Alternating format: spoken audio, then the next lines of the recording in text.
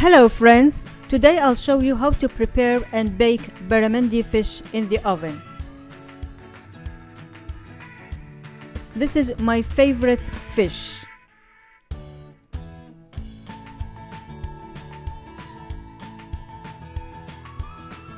Cut the fish from the back and empty everything inside, even the gills.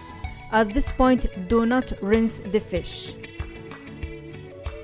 Use about 1 tablespoon to 1.5 salt, it depends how large the fish is. And after you place the salt, close the fish and place it in the fridge for 1 hour. After 1 hour, rinse it well with cold water.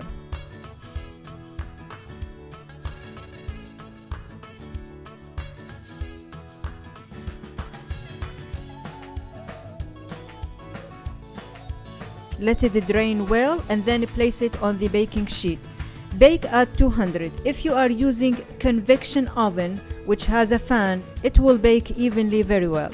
If you are using a regular oven which has 2 heating elements, first start with the lower part of the heating element, and then after you see the fish meat baked almost baked all the way, still the top part, turn off the lower part and then start with the broiler and bake until it's done.